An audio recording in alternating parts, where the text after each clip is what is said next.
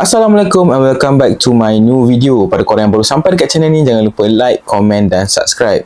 Okay guys, video kali ini adalah tentang phone budget bawah RM600. So kalau korang yang tengah cari phone budget bawah RM600, video ni memang untuk korang. Let's go. Ramai orang ingat phone bawah RM600 ni mesti lag lah, kamera tak cantik, performance tak ngam. Tapi sebenarnya untuk tahun 2026 ni, semua masalah tu hampir dah tak ada. Sebab kebanyakan brand-brand telefon sekarang, dia akan bagi korang bateri yang besar, kamera yang besar dan juga performance yang cantik. Dalam segmen phone budget bawah RM600 kali ni, ada 5 ciri penting yang saya tetapkan untuk pemilihan 5 phone ni, iaitu kamera, chipset, lagi satu dia punya storan, bateri dan juga skrin. So jom kita tengok. Kita mula dengan Oppo A6C. Dari segi skrin, ia didatangkan dengan skrin sebesar 6.75 inci HD Plus LCD display dengan kadar segar semula sebanyak 120Hz. Untuk sebuah phone budget dengan kadar segar semula 120Hz ni, bila korang scroll media sosial ataupun tengok video, pengalaman tu akan jadi lebih smooth. Dari segi bateri pula, model ini didatangkan dengan bateri berkapasiti 7000 mAh. Kalau korang jenis pakai phone dari pagi sampai malam, bateri phone ni memang susah nak habis. Dari segi chipset pula, ia didatangkan dengan chipset Unisoc T7250 octa-core. Bukan sebuah chipset yang berat ataupun yang bagus dari segi performance untuk bermain game, tapi ia cukup untuk korang yang nak tengok TikTok, yang layan YouTube, yang buka WhatsApp, scrolling media sosial. Ia dapat mengendalikan kerja-kerja ringan ni dengan baik. Segi kamera pula, kamera utama didatangkan dengan kamera 13 megapiksel AI kamera. Okay, korang tak boleh expect lebih sangat hasil kualiti kamera dia, tapi cukup sekadar kalau korang nak ambil gambar-gambar biasa, nak scan dokumen, ia dapat menjalankan tugas-tugas tu dengan baik. Dari segi saiz storan pula, ia didatangkan dengan 4GB RAM dan juga 128GB ROM. So, ia cukup lah untuk korang simpan aplikasi-aplikasi dan gambar-gambar penting korang dalam telefon korang. Seterusnya adalah Vivo Y11D. Dari segi skrin, ia didatangkan dengan skrin sebesar 6.74 inci HD Plus display. So, kalau nak tengok movie, nak tengok YouTube, Netflix, memang sangat-sangat puas hati. Dari segi kapasiti bateri pula, ia didatangkan dengan bateri sebesar 6500 mAh. So, untuk penggunaan seharian tu memang cukup bagus. Dari segi chipset, ia menggunakan chipset Unisoc T7225 octa-core.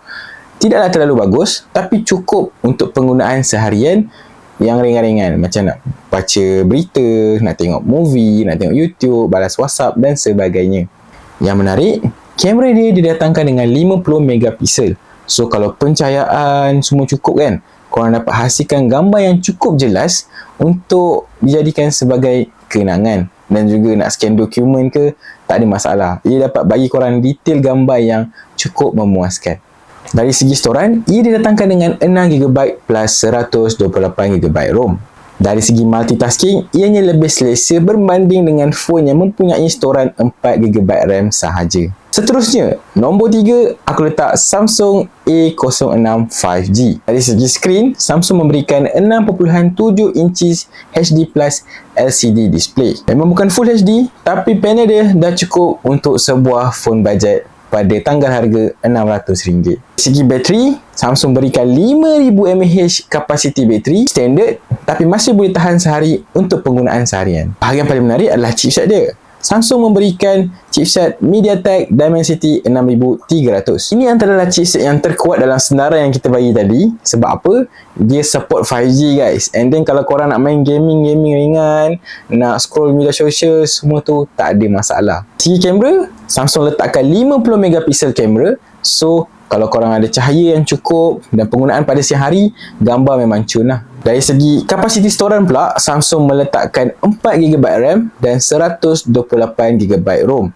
So, kalau korang nak telefon yang ada kapasiti storan yang besar dan juga support 5G, Samsung A06 5G ni boleh korang consider. Nombor 2 adalah Poco C85. Dari segi skrin, ia didatangkan dengan skrin sebesar 6.9 inci dot drop display IPS LCD. Dan kadar segar semula sebesar 120Hz. Skrin besar, memang syok nak tengok Netflix, YouTube dan juga main game. Bateri dia pula sebesar 6000 mAh. So, kalau nak penggunaan seharian tu, memang cukup puas hatilah. Dari segi chipset, ia didatangkan dengan chipset MediaTek Helio G81.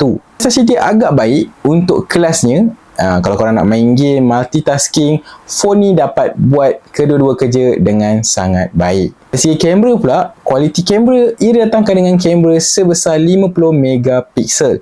So, dengan pencahayaan baik ataupun mostly korang ambil gambar pada waktu siang, ia dapat menghasilkan gambar dengan detail yang lebih baik. Yang paling best, phone ni ada dua jenis storan. 6GB tambah 128GB ROM. Korang boleh upgrade kepada 8GB 256GB ROM. So kalau korang yang banyak simpan video, gambar kan, banyak file-file dan sebagainya, Poco C85 ni sangat-sangat berbaloi. Di tempat pertama, aku letakkan Redmi 15 5G.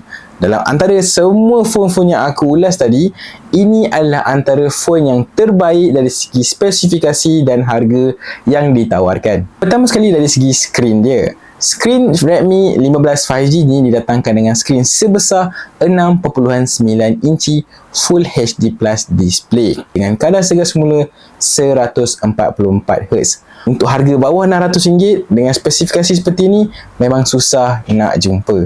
Dari segi bateri pula memang besar gila. Ia didatangkan dengan bateri sebesar 7000 mAh. Diorang claim boleh tahan sampai 2 hari untuk penggunaan biasa. Tapi kalau korang heavy user, maybe sampai 1,5 hari lah. Dari segi chipset, ia menggunakan chipset Snapdragon 6S Gen 3 5G. Yang bagi aku memang sangat-sangat seimbang dari segi penggunaan 5G and then prestasi phone tu sendiri. Dari segi kamera pula, ia didatangkan dengan kamera sebesar 50 megapiksel. So kalau korang yang selalu ambil gambar tengah-tengah hari, kan, cahaya cukup apa semua, kamera Redmi 15 5G ni dapat bagi korang kualiti yang cukup memuaskan. Dari segi storan pula, Redmi meletakkan dua jenis pilihan storan iaitu 4GB RAM tambah 128GB ROM ataupun 8GB RAM tambah 256GB ROM. So kalau korang ada bajet lebih, saya sarankan untuk ambil storan yang paling tinggi sekali. Sebab apa? Senang nanti di kemudian hari. So tak adalah isu dari segi tak cukup space dan sebagainya. So itu adalah 5 phone pilihan saya antara bajet bawah RM600. So kalau korang tanya saya sendiri, antara kelima-lima tu yang mana yang paling favourite, jujur saya cakap Redmi 15 5G adalah phone bajet bawah RM600 yang terbaik. Sebab dia dapat bagi chipset yang berkuasa tinggi, kamera yang cantik, bateri yang besar dan ketahanan yang lama. So kalau saya diberi pilihan antara 5 phone yang saya ulaskan tadi, yang mana satu akan jadi pilihan utama. So confirm saya akan meletakkan Redmi 15 5G sebagai pilihan utama dalam phone bajet kelas bawah RM600. Sebab apa? Ia dapat berikan chipset dengan performance yang bagus, kamera yang besar, bateri yang besar dan skrin yang cantik. So kalau korang sependapat dengan saya, boleh letak komen dekat bawah. Ataupun kalau korang ada phone-phone bajet yang nak saya review, yang korang suka, boleh letakkan dekat ruangan komen. Saya akan buat untuk next video. Untuk segmen seterusnya adalah kategori phone bawah RM800. So jangan lupa stay tune. Yang mana belum subscribe, jangan lupa like, komen dan subscribe. Kita jumpa lagi untuk video akan datang. Saya Muhammad Zahin. Ciao.